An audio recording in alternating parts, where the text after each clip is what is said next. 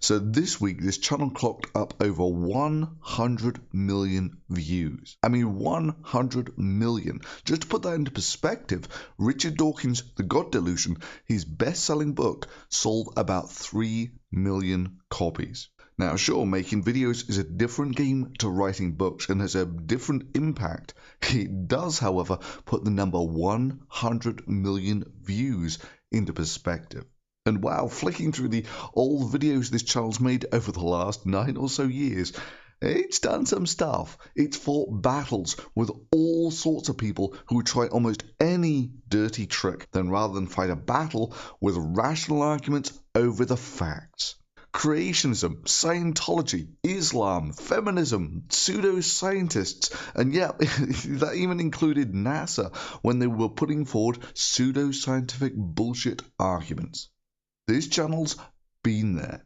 And on top of that, he's made some really cool science videos, like watching an entire rotation of Jupiter from the surface of the Earth, a time-lapse that took about 10 hours. Watching a cometary impact on Jupiter, watching the last Venus transit in our lifetimes, both in the visible and H-alpha wavelengths, slow motions of turtles, hydrogen bombs running half the temperature of the surface of the sun, time lapses of volcanoes, exploding stars in a galaxy a long time ago and far, far away. At a nuclear reactor, putting my iPod in one of the most powerful neutron beams on the planet. And then there was watching the whole sky aurora, measuring the radioactivity on a commercial jet and making cesium metal the most reactive of the alkali metals on a barbecue. And then getting some really cool slow motion footage of it exploding in water. Inductively levitating magnets with a beer can and working out why alkali metals really explode in water. Something that may yet have revolutionary impact. And then there were other things like harvesting honey off bees and doing really cool electrostatic experiments with honey and other stuff. And then there were just the fun things like messing around with Mercury or speed cooking chicken in a pure oxygen atmosphere. I am at the point right now where I think Thunderfoot is the guy at the office who gets everyone else the coffee. I was, however, kind of sad when I scrolled back and I got to this moment, which I can still vividly remember, which was when I just uploaded Why Do People Laugh at Creationists Part 17. And I was really proud of that one at the time. And I remember cycling to the nightclub blind drunk because, yeah, I'm human like that, and thinking that even if I got hit by a car, I would be happy because I'd made that video. Now, looking back, the content's still good, but the production quality is pretty flaky by modern standards. That was the one where I pointed out the bullshit in this statement. They say that the code in the chromosomes is more complex and holds more information than all the computer programs ever written in the history of humanity combined. Because merely the Windows operating system at the time took more than a single CD, and a single CD could hold the entire human genome. And it's just one of those amazing things that even back then, you could carry a copy of your genome around on a piece of hardware smaller than your fingernail. And later videos went on to give some fairly cool representations of how that information related to other stuff in society. Anyways, going back to part 17, that was the one where I really vented about how it was annoying to have research scientists spending their time combating this intentional disinformation spread by these bullshit merchants. And for me, that was really venting, because at the time, that really was a thankless task I was undertaking. No, who's the only one who's always been there? God. Who knows everything? So, in a big loud voice, who should you always trust first, God or the scientist? God, and I want you to remember that. And it wasn't until 2 years after that, when I actually bit the bullet and became a YouTube partner, that I even earned a single cent off YouTube. And that was almost 5 years ago now. And even then, at the time, it turned out to be peanuts. Nonetheless, I kept going with this because I understood that you need competent people out there making these videos debunking this crap. That's really necessary stuff. And if everyone quit, because ultimately it doesn't put food on the table, and a lot of gratitude simply cannot perpetually offset the time, effort, and cost of making these videos, if everyone quits, then we're screwed. will be left in the hands of video makers pretending to be scientists. And we all know how well that works out. They fire up the engines, they pull the supports down, so this stays completely in the same place, but there's all this magnetism that's saving everybody while the Earth is shaking wildly under it. The Earth is like, okay, I'm done. The supports come back up. Everything's good. So we were like, of course, you could probably, with a million engines, lift anything, but that's got to cost a fortune. $13.10. That's what we're talking about, what it would take to hover a house energy-wise. How does never having to fill your car with gas again sound? By simply replacing your engine with a system that runs on thorium, one of the densest materials known to man, you'll only need to refuel once a century. You may think it's too good to be true, but here I am, sitting on the proof.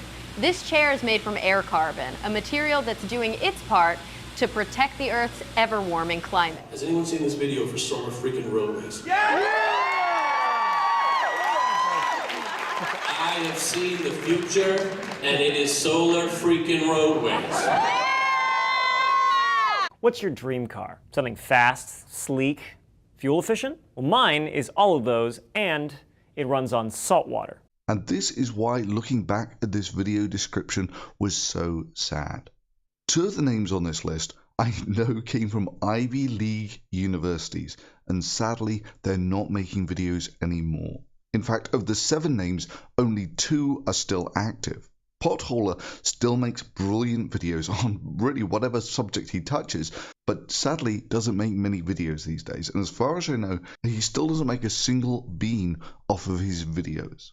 Aaron, he kind of drank the social justice warrior Kool-Aid at Free Thought Blogs and kind of decided that how important he was linked to how many places he got invited to talk at or how many people he could get his photo taken with. And it was even sadder because I came across this video where I first promoted him, and when I did, he only had 245 subscribers. Now I went in completely the opposite direction to that because I looked at the most popular conference of the day, which was the Amazing Meeting, and if you were lucky you could maybe address 2,000 people versus YouTube, where it's perfectly possible for a video to clock up 100,000 views in a single day. For me, which was the more important medium was an absolute no-brainer.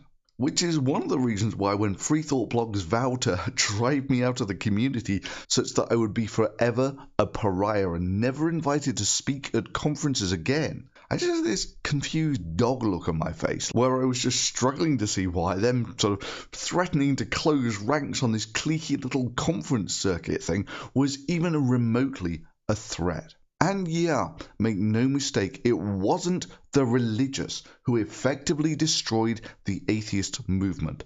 It was feminists who infiltrated, derailed, and effectively destroyed what until then had been an exciting and vibrant new atheist movement. And you've got to give credit to Dawkins here, that he was the first in line to call bullshit on these first world problems and the first in the atheist community to suffer the feminist witch hunt. Dawkins survived despite their best efforts to destroy him, but such witch hunts have since claimed the scalps of Nobel Prize winners. Sadly, here we are, the best part of a decade on, and the wreckage of the atheist community, once renowned for its big hitters, is reduced to this. This is now how a Secular Student Alliance panel starts. My name is David Chervis. I work for Richard Dawkins Foundation. I'm also an alumnus of Secular Panthers, which is the SSA affiliate at Georgia State University. I am cisgender, male, poly, and disabled. So I am I've got a lot of privilege on this panel.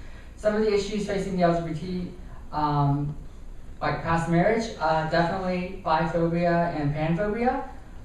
There's a huge issue with this assumption that you're either gay or straight, and being gay is more like the default of like, oh, umbrella term gay. And I think that kind of erases a lot of different identities in the LGBT movement. I'm Daniel Muscato. Thank you. I'm a trans woman, an atheist, I'm poly, and I'm gay. Hi, my name's Thunderfoot, and no one gives a shit what gender I am, and no one cares what colour my skin is, whether I'm tall or short. fit or fat, pretty or ugly, or what I find sexually attractive. I make badass videos on YouTube because that's a world more interesting than a bunch of losers who think that being a laundry list of minorities or having a laundry list of disabilities somehow entitles them to have everyone else listen to their whiny ass tantrums. And yeah, when this is what an atheist conference looks like.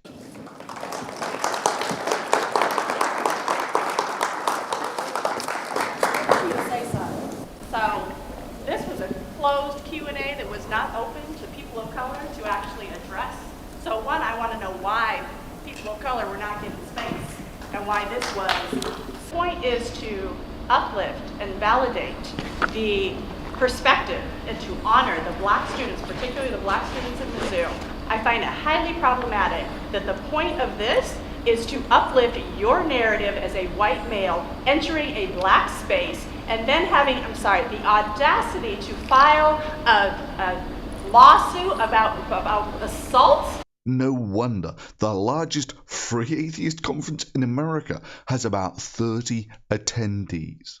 Yeah, just look at what social justice warriors and feminism has done for the largest free skeptical conference in America. And tell me that if it's not poisoned to death, that it's a ghost of its former self. However, credit where credit is due. Many thanks to all of those on Patreon who have supported this channel, or those who have just given money to this channel over the years. I deeply thank you for your support, because your support has not only given me a level of financial security which only 2 years ago I wouldn't have thought possible. It's given me access to equipment and supplies that have now ensured that there's going to be badass videos on this channel for years to come.